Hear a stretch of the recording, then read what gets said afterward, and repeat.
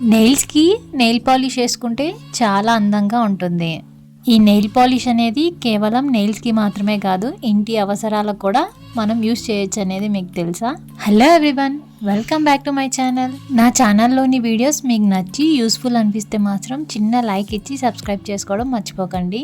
ఇంటి తలుపులకు కానీ కిటికీలకు కానీ లేదా ఏదైనా వస్తువులకు కానీ స్క్రూస్ అనేటివి లూజ్ అయిపోయి ఊడిపోతూ ఉంటాయి కదా. ఇలా స్క్రూ పైన నెయిల్ పాలిష్ అనేది రాసి మనం కనుక టైట్ చేసామంటే కనుక అసలు ఊడిపోవు. ఒక్కసారి ట్రై చేయండి. ఇక మనం వేసుకునే జ్యువెలరీకి అక్కడక్కడ కొన్ని పెరల్స్ అయితే వచ్చింటాయి కదా. నా దగ్గర అలాంటి పెరల్ చైన్స్ అయితే ఏం లేవు, ఇదొకటే ఉందన్నమాట. ఇలాంటివి కలర్ అనేది పోయి డల్ గా అయిపోతూ ఉంటాయి.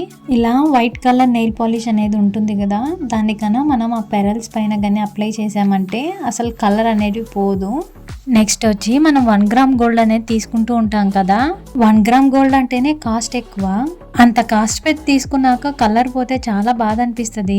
సో మనం వైట్ కలర్ నెయిల్ పాలిష్ అనేది రాసామనుకోండి, ఆ కలర్ అనేది పోదు. అన్నిటికన్నా బెస్ట్ నాకు నచ్చిన టిప్ ఏంటంటే అది ఇదే అనమాట. అండ్ ఈ బ్లాక్ కలర్ పప్పీస్ అయితే మనం ఎక్కువగా యూజ్ చేస్తూనే ఉంటాం. యూజ్ చేసే కొద్దీ ఆ కలర్ అనేది పోతూ ఉంటుంది. సో అలాంటప్పుడు మీకు నచ్చిన కలర్ని చూస్ చేసుకొని మీ దగ్గర ఉన్న కుందన్స్ని కానీ స్టోన్స్ని కానీ పెట్టి స్టిక్ చేసుకుంటే చాలా అంటే చాలా క్యూట్గా ఉంటాయి. And the last and best tip ఇది. సూదిలో దారం ఎక్కడం అంటే పెద్ద సమస్యే. సూది మరీ సన్నదైనప్పుడు చాలా టైం తీసుకుంటుంది. సో అప్పుడు మనం దారం చివర గనక ఇలా నెయిల్ పాలిష్ రాసి సూదిలో గన ఎక్కిచ్చేస్తే టక్కున ఎక్కేస్తుంది. చూసారు కదా మీరే.